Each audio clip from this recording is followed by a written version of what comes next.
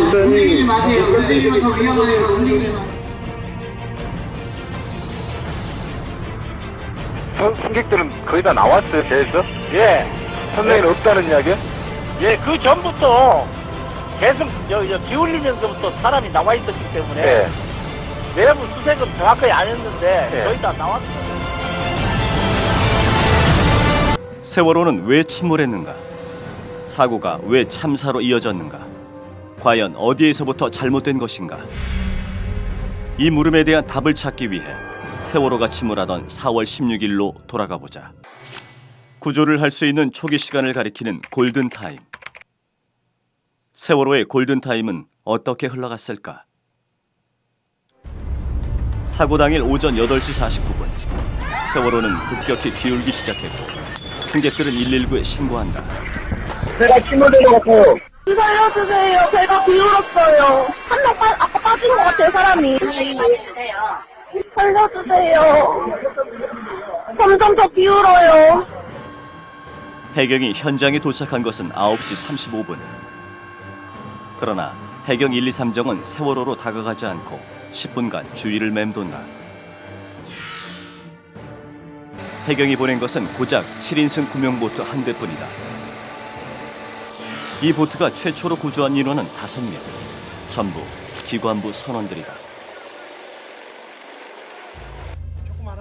가판 위에 있던 김병규 씨는 필사적인 노력으로 두 번째 보트에 탈 수 있었다. 이 구명조끼에 보면 호랑이 붙어 있어. 그 세 명이 같이 불자리에서 부른 거야. 그때 쳐다본 거야, 떠날 때.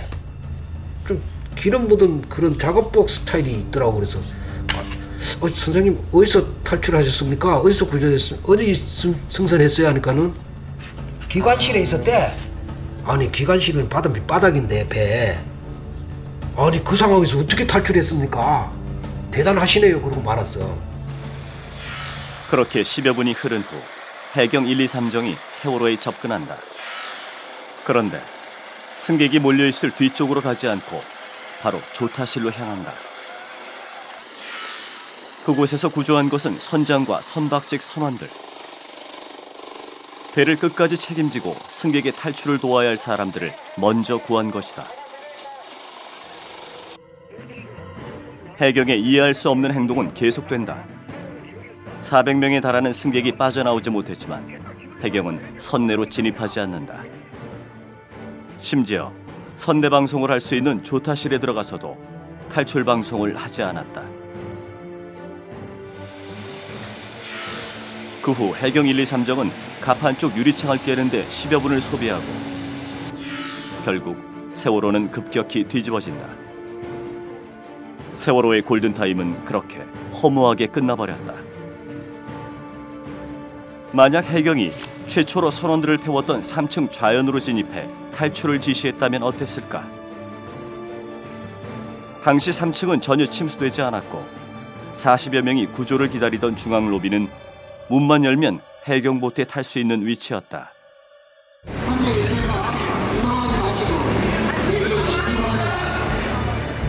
중앙 로비거든요, 이쪽이. 아, 여기가요? 네. 말을 안 하잖아요, 지금. 바로 옆에 있었는데. 네. 글로 붙여서 말 한마디만 했으면 이렇게 해서 얘기하면 들린다니까요. 갇힌 데도 아니고 로비에서 계속 기다렸다는 거라요, 지금. 좌연의 끝에서 걸어가면, 벽을 잡고 걸어가면 좌연 계단을 여기로 나올 수 있을 겁니다. 경사 아래 방향으로 내려가면 충분히 바다에 뛰어들 수 있는 상황이 되는 거죠.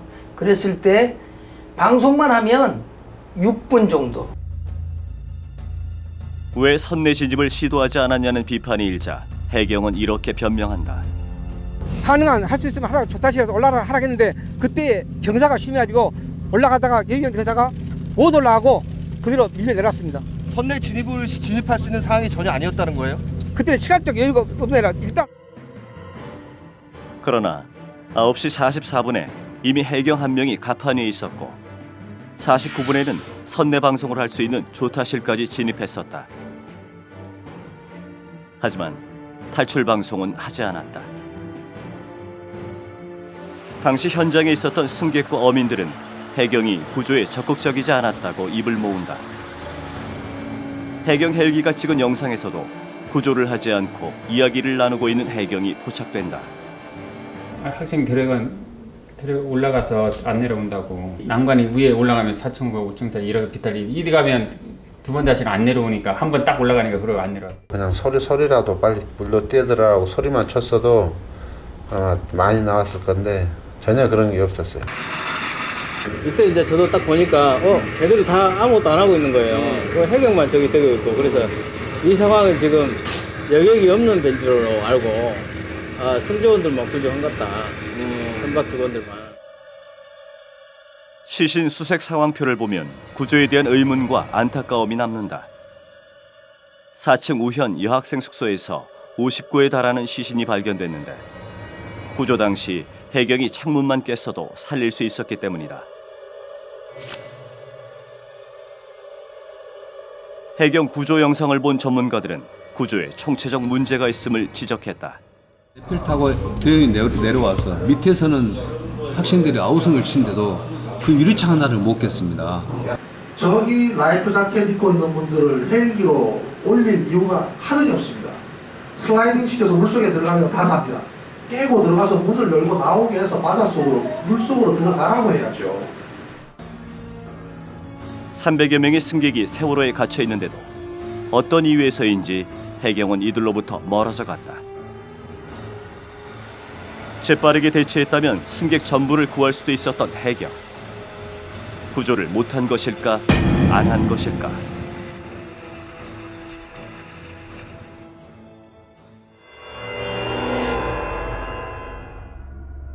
헬기로 구조된 단원고 교감은 진도체육관에서 제자들의 구조를 돕기 위해 최선을 다하고 있었다. 그러나 목포해경은 이준석 선장보다 교감을 먼저 불러 장시간 참고인 조사를 한다.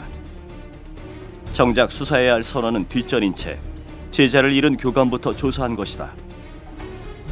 참고인 조사를 마치고 돌아온 교감은 결국 유서를 남긴 채 스스로 삶을 마감한다. 반면 선장과 선원들에 대한 조사는 매우 더디게 이루어졌다. 목포해경은 사고 다음 날에서야 이준석 선장을 조사하고 해경 간부의 아파트로 데려가 재웠다. 피의자를 경찰의 집에서 재운다는 것도 있을 수 없는 일이지만 출입자를 기록한 CCTV 영상마저 삭제되는 일까지 벌어졌다. 목포해경 박모경사의 아파트에 피해자 신분으로 조사를 받던 세월호 선장 이준석 씨가 들어섭니다. 그런데 이 씨를 집으로 데려간 해경 직원 2명은 자리를 비운 사실이 있어 박 경사의 아파트에 또 다른 사람이 있었던 것 아니냐는 의혹이 일고 있습니다. 이준석 선장이 집을 나선 날 다른 사람들의 출입 여부를 확인할 수 있는 현관 CCTV 영상 기록이 2시간 정도 지워졌기 때문입니다. 저렇게 일자로 놓고 되는 것도 이상한 일인데 누가 손을 댔다는 얘긴데? 대선장이 누가 카메라 앞에다가 그걸 막아놨다고. 선원들은 입을 맞출 수 있게 해주고 선장은 경찰의 집에 데려가 혼자 두고 특정 시간대에만 CCTV가 작동하지 않는 상황을 우연이나 실수로 포장하기엔 석연치 않은 부분이 너무 많다. 사고 당시 관할 관제센터였던 진도 VTS가 공개한 세월호 교신 녹음 파일도 조작 논란에 휩싸였다.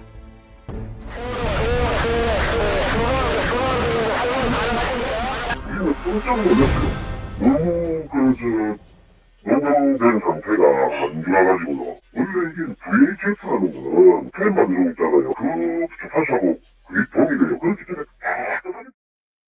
실제 다른 경로로 입수한 교신 녹음 파일은 잡음 없이 깨끗했다. 수송원들 지금 구조 보트에 다 타고 있습니까? 예, 세웠습니다. 저기는 약 500명 정도 됩니다.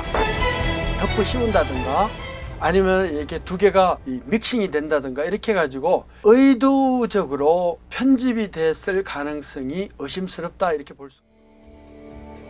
진도 VTS가 세월호에 승객 대피를 요구했다는 교신 일지 내용도 사실과 달랐다. 진도 VTS가 이게 이제 그 녹취록을 제공해줬다 그러는데 거기서 발생한 것이 아니고 드라이스 그 선장 목소리예요. 맨몸을 하지 마시고 라이터링이라도 착용을 시켜서 하니까 탈출시키시죠 빨리. 예, 그 선장님께서 판단하셔갖고 최대한 해주십시오. 진도 VTS는 왜 깨끗한 파일 대신 잡음이 심한 파일을 공개했을까?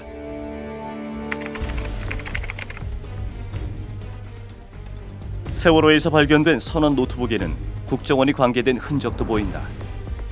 국정원 지적사항이라는 문건에는 선원 휴가 계획서에서부터 작업수당 보고서, 전시실 도색 작업, 해양안전수칙 CD 준비 등 상세한 작업 지시 내용이 담겨져 있다. 국정원은 이를 두고 세월호의 국가보호장비 지정을 위해 2013년 3월에 보안 측정을 실시했다고 해명했지만 문서의 작성일은 그 전인 2월이어서 논란은 증폭됐다. 또한 국내 여객선 중 세월호만 유일하게 해양 사고가 발생했을 때 국정원에 보고하도록 한 것도 의문이다. 세월호의 해양 사고 보고 계통도에 따르면 사고 발생 시 국정원 인천지부와 제주지부에 가장 먼저 보고하도록 돼 있다. 실제로 청해진 해운 관리부장은 사고 후 국정원 인천지부 항만 담당 직원에게 문자 메시지로 사고 내용을 보고했다. 그럼에도 불구하고 국정원은 사고가 일어난 것을 방송을 통해 알았다고 거짓말까지 했다. 또 최근 서면 답변을 통해서는 오전 9시 19분에 확인했다고 말을 바꿨습니다. 제가 듣기로는 전화에 의해서 사고 보고를 받았다고 되어 있고, 총리 말대로라면 국정원이 사실을 말하지 않은 셈이 되죠. 청해진 해운은 급박한 상황에서 왜 국정원에게 보고를 했을까요? 또 국정원은 왜 감추려 했을까요? 세월호의 실소유주로 의심받는 국정원은 과연 세월호 사건에 얼마나 관계된 것일까?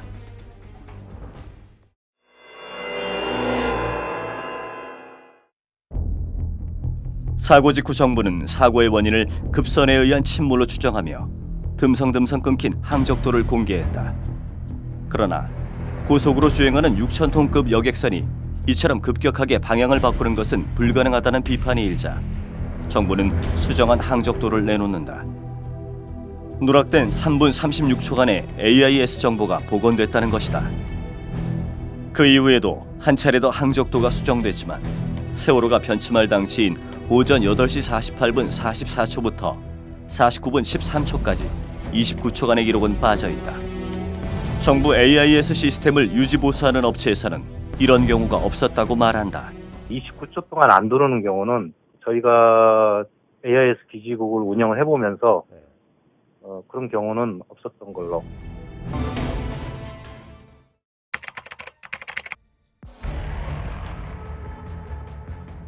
급변침을 하는 도중에 이상한 점도 발견된다. 오른쪽으로 돌던 세월호가 순간적으로 왼쪽으로 꺾은 부분이 나타난다. 6,000톤이 넘는 배가 이렇게 순간적으로 방향을 바꾸는 것은 불가능하다. 그런데 당시 레이더에도 의문의 물체가 포착돼서 세월호의 급변침과 관련이 있는 게 아니냐는 의혹이 크게 확산됐다. 급변침 직후 나타난 50에서 100m에 달하는 물체가 10분 정도 후에는 돌연 사라진다. 언론에서는 이 물체가 세월호에서 떨어진 컨테이너 박스 같다고 보도했지만 다른 분석도 있다. 근데 컨테이너가 몇십 개가 되는데 떨어져 나갔으면 다 분산이 됐을 수도 있지 않겠느냐. 그렇다면 저렇게 한 덩어리로 안 보인다는 그런 분석도 나올 수 있다는 얘기고요. 영상을 보면 한꺼번에 가라앉은 것으로 되기 때문에 그래서 전문가들에 따라서는 저것이 컨테이너의 집합체가 아니라 하나의 물체로 볼 수도 있지 않느냐라는 그 주장이죠. 이 전문가는 또 오른쪽으로 급하게 변침한 것 자체가 돌발 상황이 있었다는 것을 뒷받침한다고 설명했습니다. 바로 오른쪽에 섬에 있는데도 그쪽으로 변침한 건 앞에 뭔가를 피하기 위해서였다는 것밖에 설명이 안 됩니다. 멀리서 보였으면 미리 소변침을 했겠죠. 그런 거 없이 확 돌잖아요. 잠수함은 밑에서 부양을 하는데 항해하다 보면 잘 안 보입니다. 통통배까지 잡아내는 레이더에 안 잡히는 무엇인데 급히 피해야 하는 무엇? 과연 레이더에서 등장했다 사라진 50에서 100m 길이의 물체는 무엇일까? 세월호가 침몰한 이유와 어떤 관련이 있을까? 생존한 탑승자들의 증언에 따르면 7, 8시경에 이미 세월호가 크게 기울었고 군산 앞바다를 지날 때도 이상을 느꼈다는 사람도 있었다. 근데 엄마 배가 좀 기울었어 이래요. 8시 몇 분이었어요. 좌측으로 확 넘어갔다가 바로 서더라고요. 쓰레기통하고 캔 커피 이런 통은 저쪽으로 가서 다 나뒹굴어졌어요. 대략 몇 시쯤이었는지 한 밤 10시, 11시쯤 된 것 같습니까? 변산반도하고 군산 앞바다 그 사이에서 일을 지난다는 걸 알았어요. 사고 이전인 8시경에 청해진 해운에 2번이나 전화를 걸었던 이준석 선장. 청해진 해운 관계자는 평소 이준석 선장이 본사 직원들과 통화를 잘 하지 않는다며 뭔가 할 말이 있는데 하지 않는 듯한 느낌을 받았다고 한다. 그때 이미 세월호에는 어떤 문제가 있었던 건 아니었을까?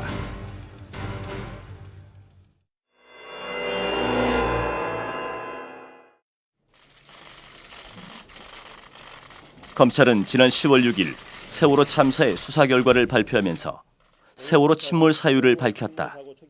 세월호는 선사 측의 무리한 증톤 및 과적으로 인해 보건성이 현저히 악화된 상태에서 운항하던 중 조타수의 조타 미숙으로 인한 대각도 변침으로 배가 자연으로 기울며 제대로 고박되지 않은 화물이 좌측으로 쏠려 보건성을 잃고 침몰하게 된 것으로 파악되었습니다.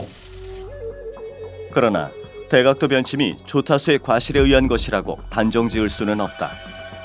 지그재그로 운항한 이유가 무엇인지, 급하게 방향을 틀어야 할 만큼 급박한 상황이 있었는지 등의 여러 가지 의혹들이 아직도 밝혀지지 않았기 때문이다.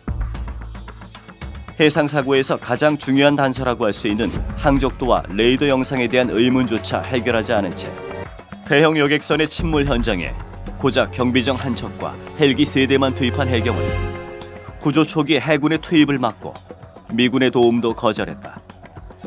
수상구조에 특화된 소방본부의 구조 인력조차 방치했다. 현장 책임자에 불과했던 123정 함장이 이러한 결정을 내릴 수 있었을까? 해경의 지휘라인에 있던 어느 누구도 구조 실패에 대한 책임을 지지 않은 채 일선 책임자만 처벌한다는 것은 전형적인 꼬리 자르기식 수사에 불과하다. 검찰의 발표가 비판을 피할 수 없는 이유는 또 있다. 세월호의 실제 소유주나 신경 썼을 법한 사항이 왜 국정원 지적 사항으로 기록돼 있었는가 하는 의혹에 대해 검찰은 국정원의 해명을 똑같이 되풀이했다. 국정원 개입설 등은 모두 사실 무근인 것으로 확인되었습니다.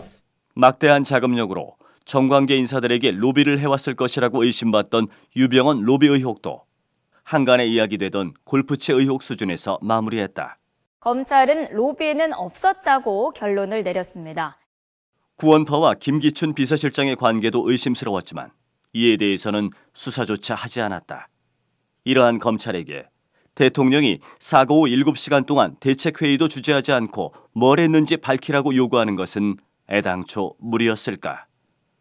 그러니까 대통령께서 어디에 계셨는데 서면 보고를 합니까? 대통령께서 집무실에 계셨습니까? 그 위치에 대해서는 제가 알지 못합니다. 비서실장님이 모르시면 누가 아십니까?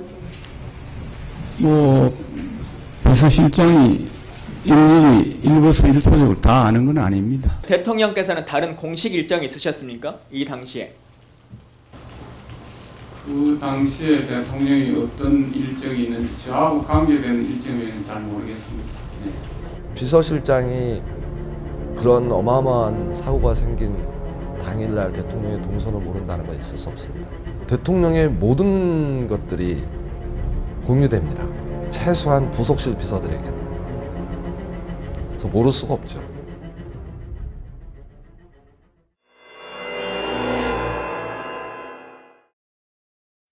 자식과 가족을 잃은 세월호 유가족이 원하는 것은 진실뿐이다. 그러나 정부와 여당은 유가족을 외면하고 기만했다. 지금 오늘 여러분들하고 얘기한 게 지켜지지 않으면 여기 있는 분들 다 책임지고 물러나야 됩니다. 특별법은 저도 만들어야 된다고 생각을 하고 있습니다. 이제 공정수사 공부에서 하고 있는 것 외에도 국정조사도 하고 앞으로 특검도 해야 된다고 생각합니다.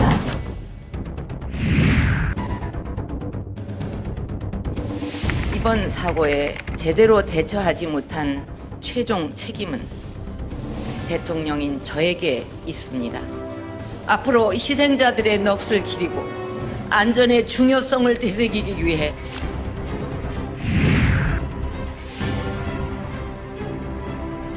일부에서는 대통령이 결단을 하라고 합니다. 하지만 그것은 삼권 분립과 사법 체계의 근간을 흔드는 일로 대통령으로서 할 수 없고 결단을 내릴 사안이 아닌 것입니다.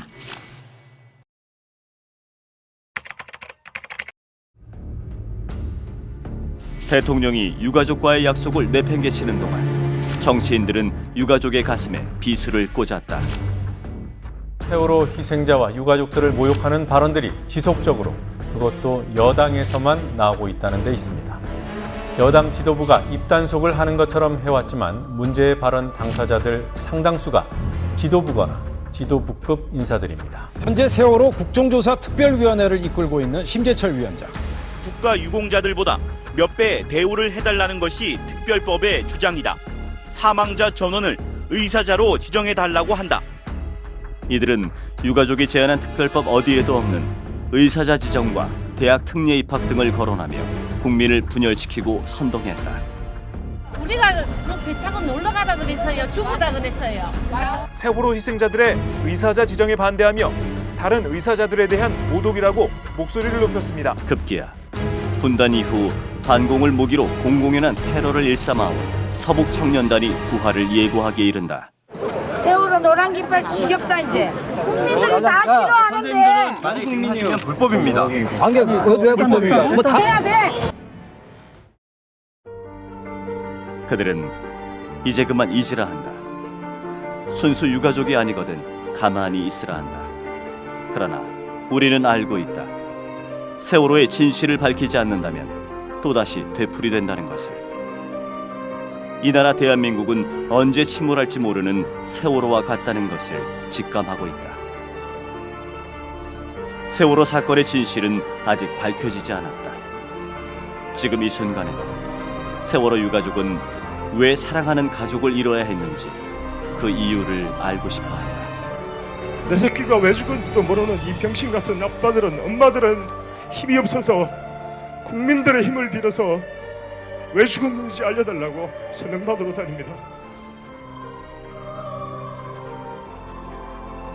왜 죽었는지 모릅니다. 누구의 잘못으로 그렇게 됐는지도 모르고, 무슨 이유 때문에 그렇게 됐는지도 모르고, 누가 개입됐는지도 모르고, 내 새끼는 죽었는데 책임자는 없습니다. 아들이 보고 싶은데 내 새끼는 죽었고 아무도 없습니다. 왜 안 가르쳐주는지 알려주십시오. 무엇이 두려워서 안 가르쳐주는지, 왜 안 가르쳐주는지, 내 새끼가 왜 죽었는데 왜 안 알려주는데, 내 새끼가 죽었는데 도와주십시오. 약속을 지켜주세요. 가장 중요한 순간에 자기만 살겠다고 도망칠 그들에게 우리의 생명과 안전을 맡길 수 없다. 또 다른 희생자를 만들지 않기 위해, 불안 없는 사회를 만들기 위해 희망의 주문을 외워보자. 진실은 침몰하지 않는다.